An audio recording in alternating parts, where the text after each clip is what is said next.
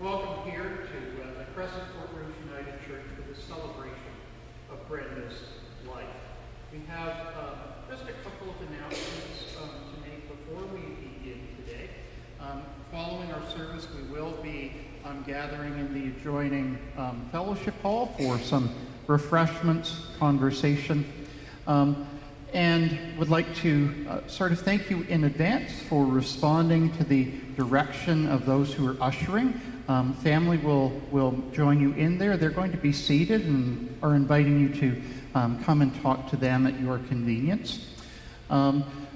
We'd also like to thank you in advance for respecting that some of our guests among us today are immunocompromised, and so thank you for respecting the necessary social distancing for those people and their need to wear masks.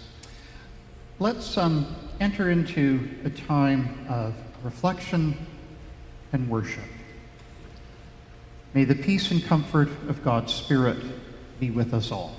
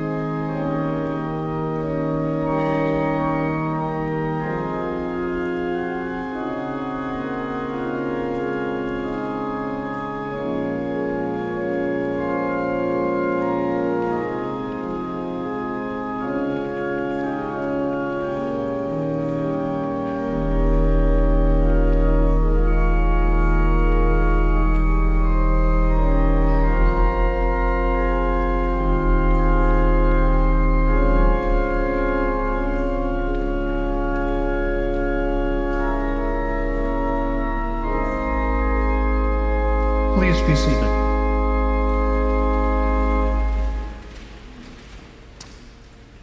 We come to this place remembering that Jesus said, "Come to me, all you that are weary, and I will give you rest. I am the resurrection and the life. Those who believe in me, even though they die, will live, and everyone who lives and believes in me will never die. For in my Father's house are many rooms. The souls of the just are in the hand of God, and torment shall not touch them. In the eyes of the foolish they seem to be dead, but they are at peace. For the eternal God is their dwelling place, and underneath are the everlasting arms. The Lamb at the center of the throne will be their shepherd, and will guide them to springs of living water. And God will wipe away every tear from their eyes." We light this candle as a reminder that for those of us who seek to follow him, Jesus is the light and our path. He told us we need not be afraid of the dark because he will always be with us. And the light shines in the darkness, and the darkness has never been able to put it out.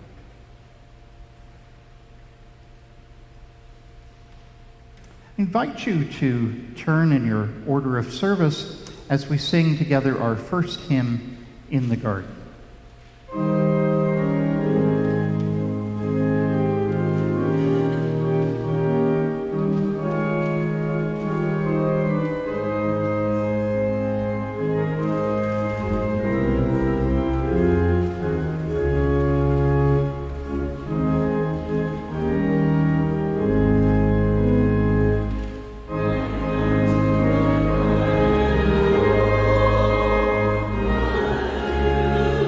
Still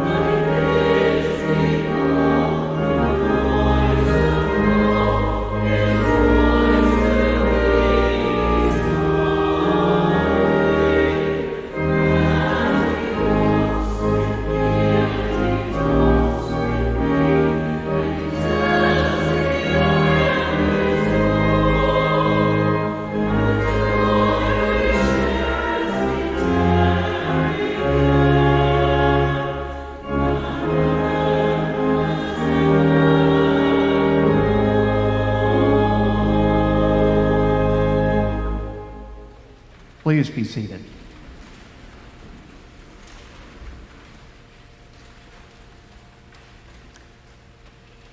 We're gathered here today because of the death of Brenda Baker, someone we've known, someone we've loved. And by our presence here today, we seek to pay tribute to the memory of a woman who was an important part of our lives, someone who truly was dear to us. We come to show our love and respect for the person that Brenda was. We come together to show our love and support for Brenda's family, for we know that their loss is sharp and deep. We suffered a great loss. It's important to mourn. But we know we can't let the shadow of death obscure the living person who touched us many ways and many times, and who filled our lives with memory, with meaning, most of all with love. And so our task today is to remember the life that Brenda lived, to remember the joys and the laughter and the faithfulness and the example she shared with us, to remember the struggles that she overcame. Our time together is a time to celebrate the life that Brenda shared with us, even as we ask and look for comfort and for healing. Let us come together in prayer. Holy One, look kindly upon us in our sorrow for this life taken from us. Gather our pain into your peace. Heal our memories. Be present to our grieving. Overcome our doubts. Awaken our gratitude for all your good gifts of love and tenderness, as we're able to receive them. Teach us the lessons of life that can be learned in death. This we pray through Christ our Redeemer. Amen.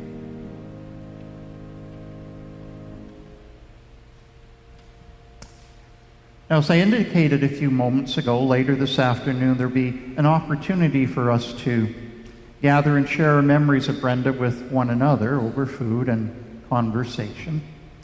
But at this time, well, Brenda's going to share some of her thoughts with us all, as written by her, and Jocelyn's going to share those with us. Jocelyn.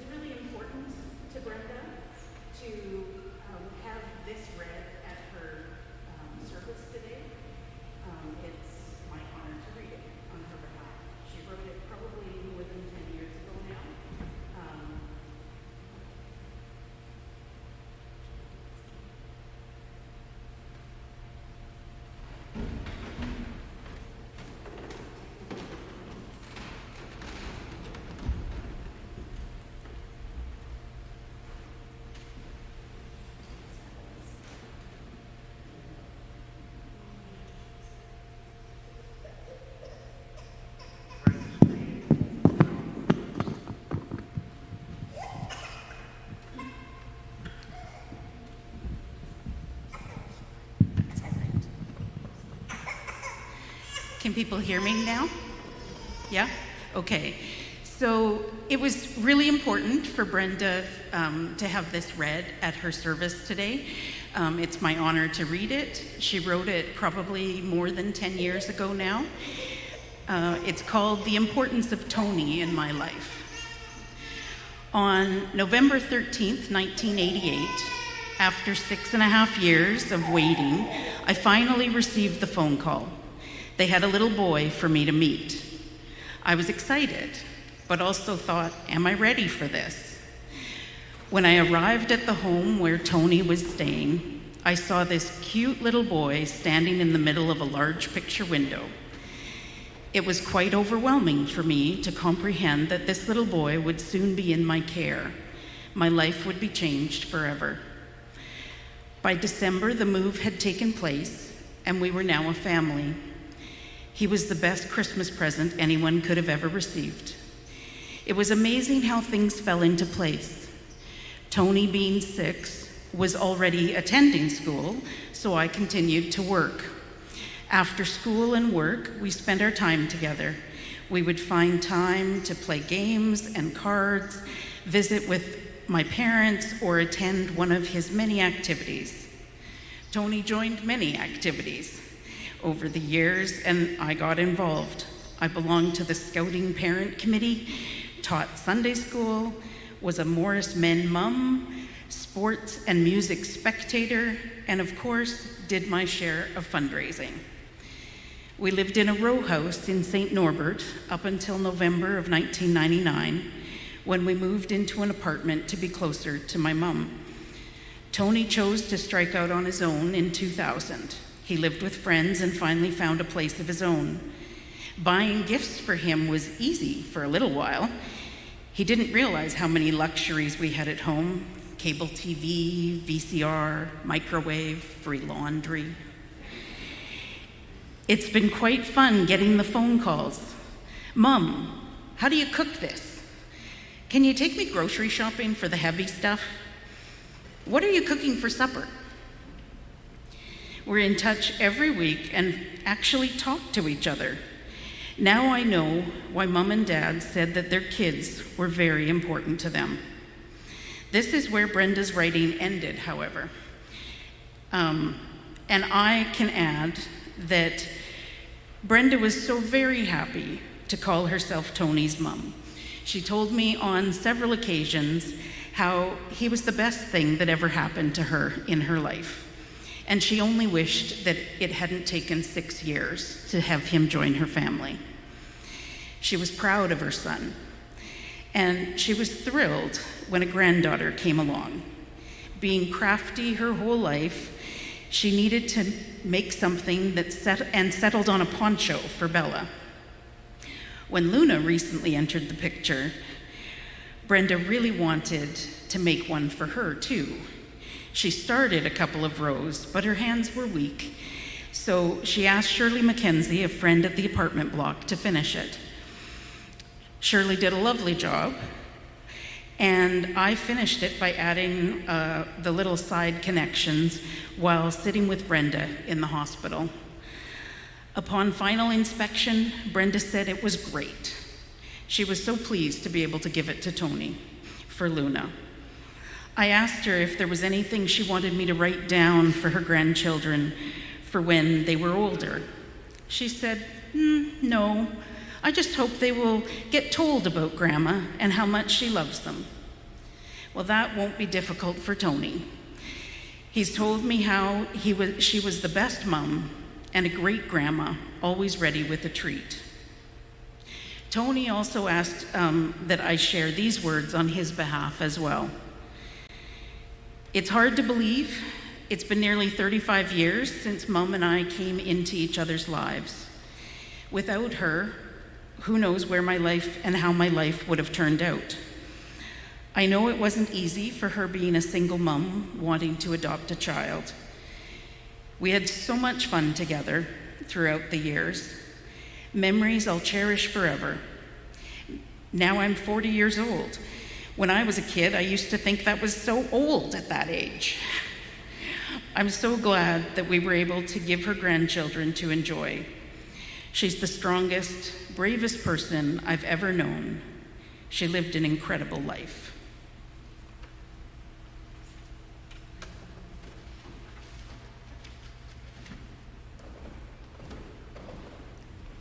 Thank you for sharing those words with us, Jocelyn. It has been said that a mother is more than a memory. She's a living presence. Your mother's always with you. She's the whisper of leaves as you walk down the street. She's the smell of certain foods you remember, flowers you picked, the perfumes you wore. She's the cool hand on your brow when you're not feeling well. She's the breath in the air on a cold winter's day. Your mother's the sound of the rain that lulls you to sleep and the colors of the rainbow. Your mother is Christmas morning. Your mother lives inside your laughter and is crystallized in every teardrop. She shows every emotion: happiness, sadness, fear, love, anger, excitement, joy, sorrow. All the while hoping and praying you'll know only the good things in life. Your mother's the place you came from, your first home. She's the map you follow with every step you take.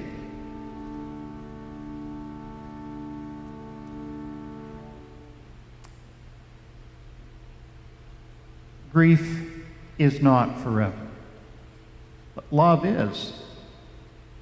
Brenda's dead, but we have not lost her. And so even in the night of our grief, we can offer words of thanksgiving. Thankful for the gift of Brenda's life. We're glad to have seen her face and heard her voice, or been delighted by her laugh. We're thankful that she was part of our lives, that she's influenced us and always will, that she's helped to make us who we are and who and what we may become. We're thankful that Brenda's life graced our world, that even in her death she's brought us together to be a blessing to one another. We're thankful for the love that we share, the comfort that we can offer. We're thankful for the gift of life itself, and for that mystery of life which passes from generation to generation, and which binds all our hearts together in love. I invite you to turn in the hymn book, Voices United, to number 238. 238. We'll sing together, How Great Thou Art.